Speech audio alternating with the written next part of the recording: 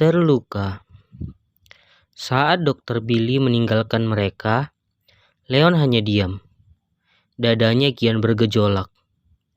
Di satu sisi, ia benci pernikahan dan tidak mau terikat dalam satu hubungan. Tetapi di sisi lain, apa yang dikatakan Billy membuatnya resah. Leon hanya diam tanpa mengucapkan apapun. Ini semua tidak terduga baginya. Hingga dokter pulang, setelah menjelaskan banyak hal tentang pemikirannya, dan ia juga bercerita tentang bahaya yang akan mengincar Jovita kalau ia tidak menjaganya. Leon duduk di samping ranjang. Matanya menatap wajah cantik Jovita. Dari mata, hidung, pipinya yang putih mulus, hingga matanya berhenti di bibir mungil berwarna pudar tersebut. Leon memukul kepalanya saat tiba-tiba bayangan saat kejadian di villa di Bogor tiba-tiba melintas di benaknya. Bagaimana ia menikmati bibir manis itu dengan begitu bersemangat, tanpa beban, tanpa merasa bersalah karena Jovita sendiri yang menyerahkannya dengan sukarela. Demi menyelamatkan dirinya dari siksaan hasrat yang terbakar. Aku tidak ingin kamu terluka lagi, bisiknya pelan. Ia menyelimutinya dan mengusap rambutnya dengan lembut. Ia tidak ingin Jovita melakukan balas dendamnya lagi. Melihatnya terluka seperti ini, banyak hal yang ia sesali dalam hidupnya. Tadinya, ia ingin melupakan masa lalu dan ingin hidup lebih baik. Makanya, ia lebih banyak menerima proyek belakangan ini. Setelah larut malam, ia membaringkan tubuhnya di samping Jovita. Setelah tidur nyenyak, saat menjelang pagi, Jovita bangun. Sepertinya, efek obat penghilang rasa sakit itu sudah hilang. Jovita terbangun meringis kesakitan. Ia memegang tangannya yang terluka. Mendengar ada suara meringis, Leon terbangun dengan sikapnya yang sangat perhatian. Ia bangun, menyodorkan segelas air putih padanya. Apa kamu merasa sakit? Iya. Menahan sakit, Jovita ingin bangun. Tapi tangan Leon menahan pundaknya, menekannya agar tetap duduk.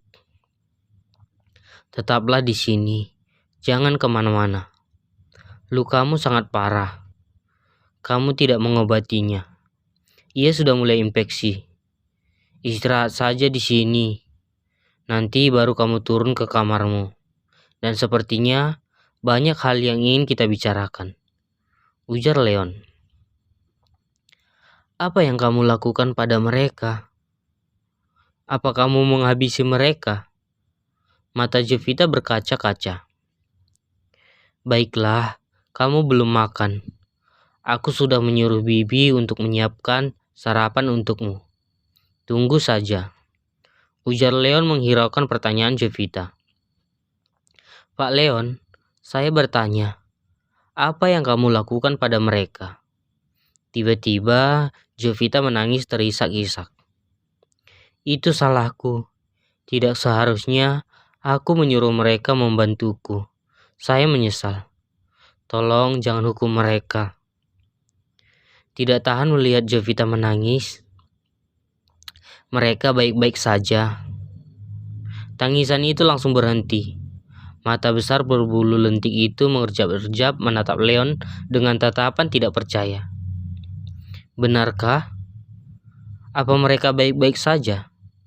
Jovita menatap penuh harap. Selagi kamu berbuat baik di sini, mereka juga akan baik-baik saja.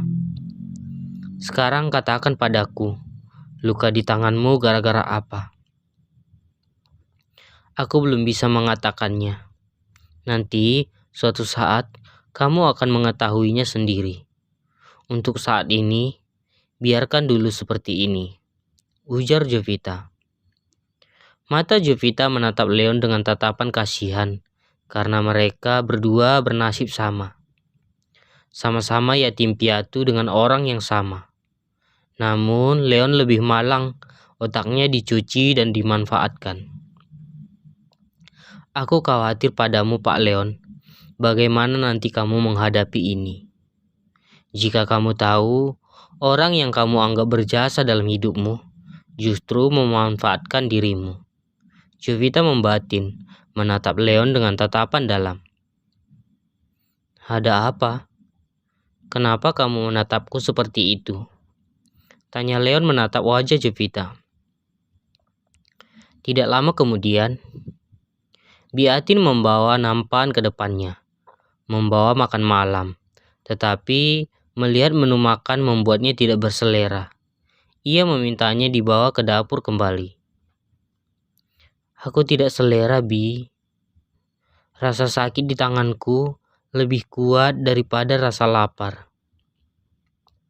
Kamu harus makan, setidaknya makan roti. Tatapan Biatin selalu menatap perutnya dengan curiga, membuat Jovita harus mengalihkan wajahnya. Kenapa Bibi selalu menatapku aneh seperti itu? Jovita membatin.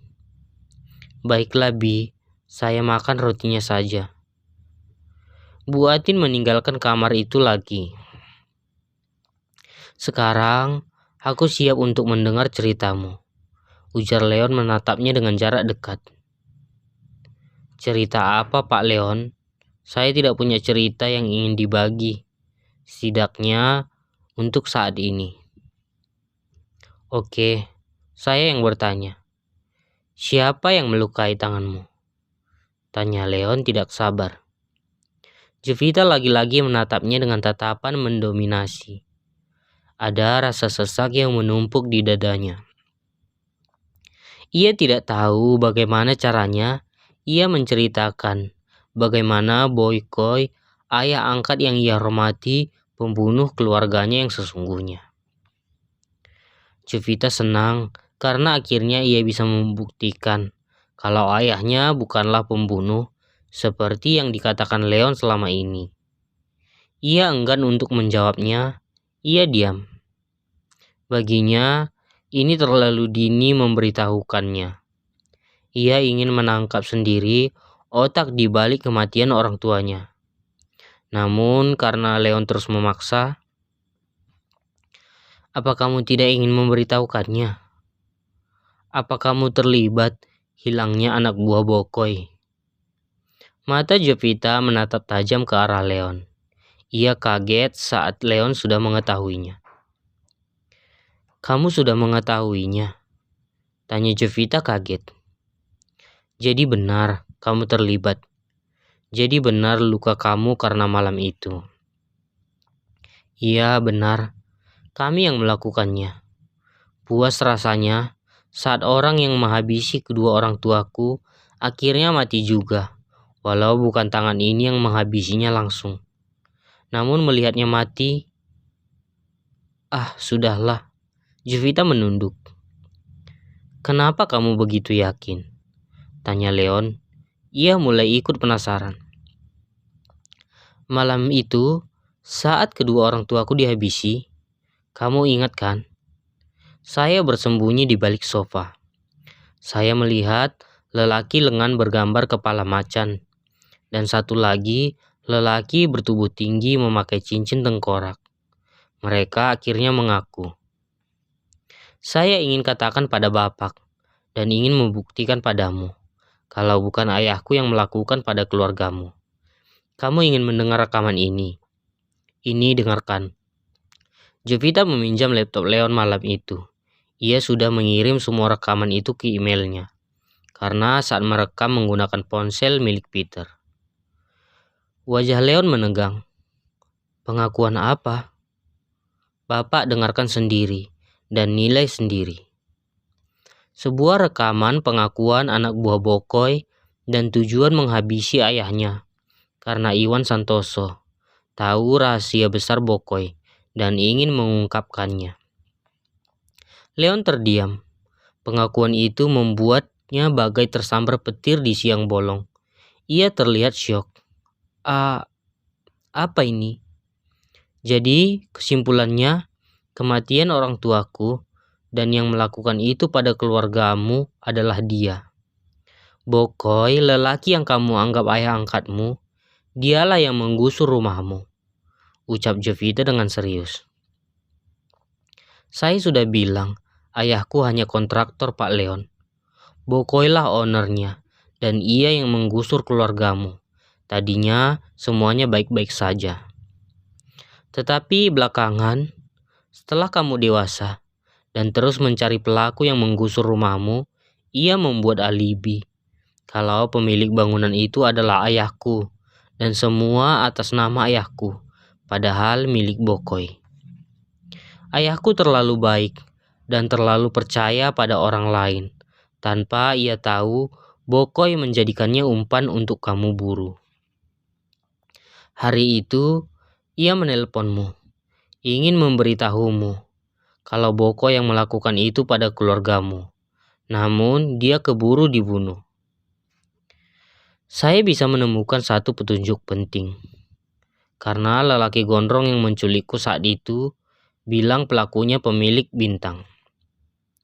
Saya sungguh kesulitan dengan julukan sang pemilik bintang hingga akhirnya saya menemukan Star Hotel atas namamu yang baru-baru ini dihadiahkan untukmu.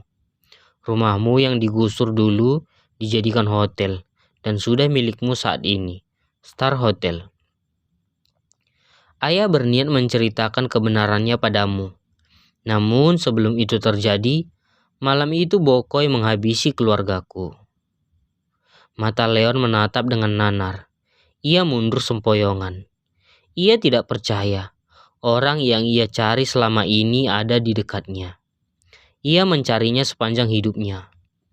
Rasa marah dan dendam yang ia simpan selama ini, ia lampiaskan pada orang yang salah.